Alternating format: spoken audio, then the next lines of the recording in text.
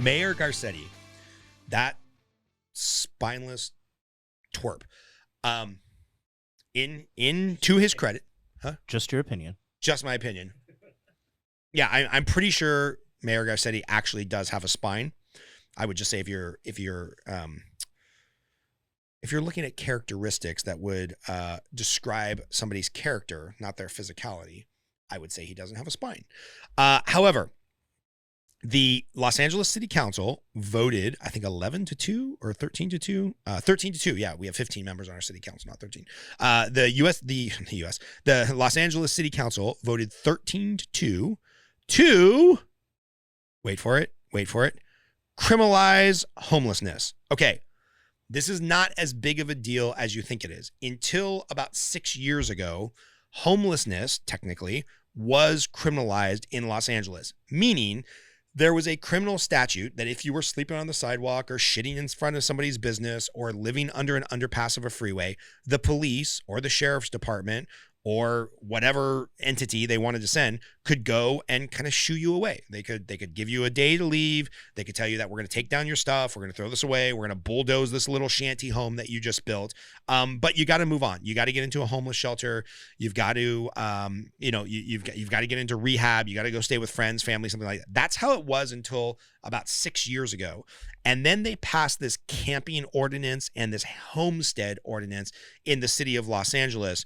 Massive, epic mistake where two things happened. One, they decriminalized homelessness, and they also made it so that if you pitched a tent anywhere, it was considered a homestead. Now, a homestead is a legal term for like where you live, and there's certain things that come alongside a homestead. Like, for example, the police just can't walk up to my front door and say, hey, we're searching your house, my homestead, because they have to have a warrant. They have to have probable cause, right? Like all these things we see on these police serial dramas where the police can do this, the police can't do that. A lot of that revolve around homestead laws. And so what happened was the city of Los Angeles said, well, wherever you pitch your tent, that tent can be a homestead, meaning that the police couldn't search it for weapons. The police couldn't search it for drugs. You could be openly running prostitution out of your homelessness tent.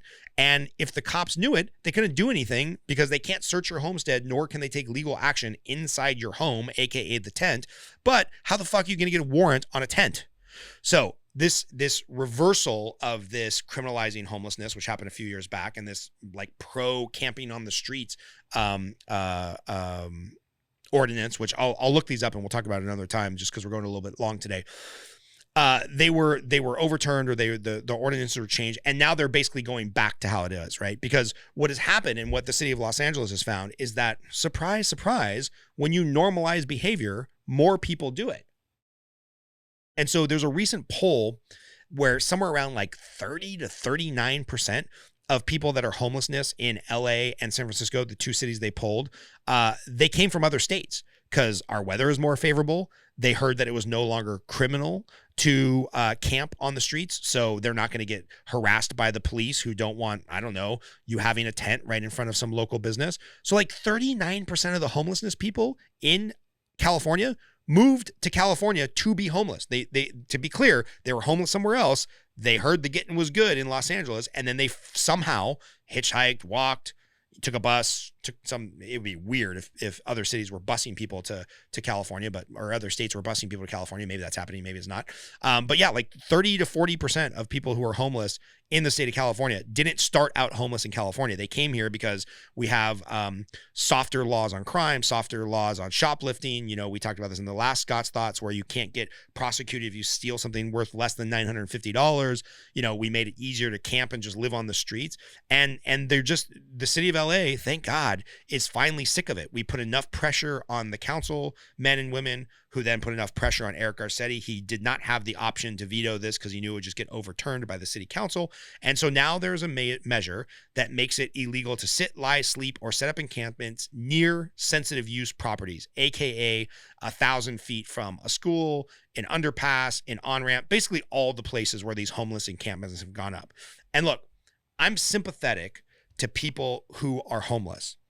However, and this is an interesting stat, the number of nights that somebody is homeless if they are not on drugs, they are mentally stable, and they are actively looking for solutions. Okay, so you take somebody who's the sob story that they run on the front page of the LA Times. This family couldn't afford their bills and they got kicked out and they're homeless. So if you're not on drugs, if you're not mentally ill and you're actively looking for help or solutions, the average Californian is homeless for 2 nights, which is horrible. I don't want any kids living in their car for 2 nights. But the good news is there are homeless shelters out there who can house about 40% of the estimated homeless population in America, in Los Angeles. So in Los Angeles County, there are homeless beds, shelters, agencies that can house about 40% of the homelessness. However, they have rules. You can't go in there and do drugs.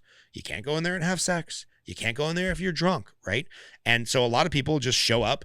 They don't want to play by the rules and they go back to sleeping on the streets, which is sad, which is tragic, but that doesn't mean we have to normalize it, right? So there's about 40% of government agencies that can somehow house the homelessness. There's probably estimated another 5 or 10% capacity with outreach programs, churches, whatnot.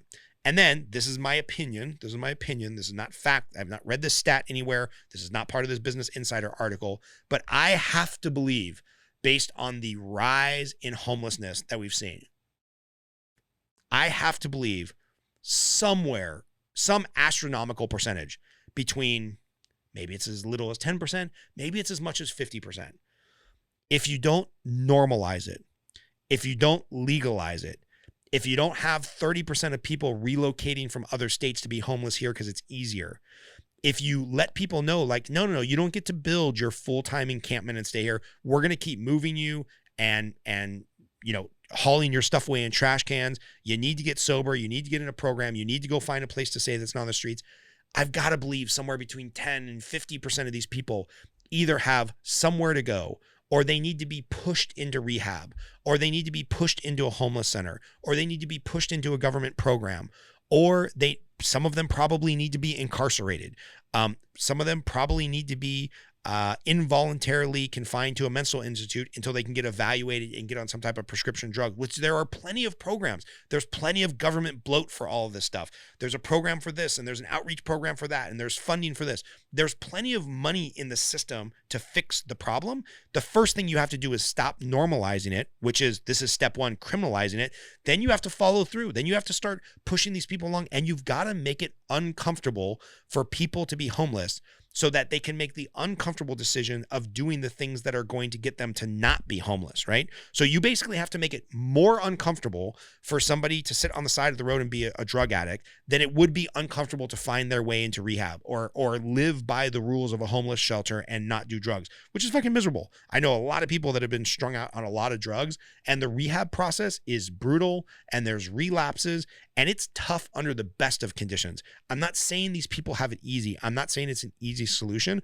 I'm saying this is step 1 on a very long road to fix the homelessness problem in California.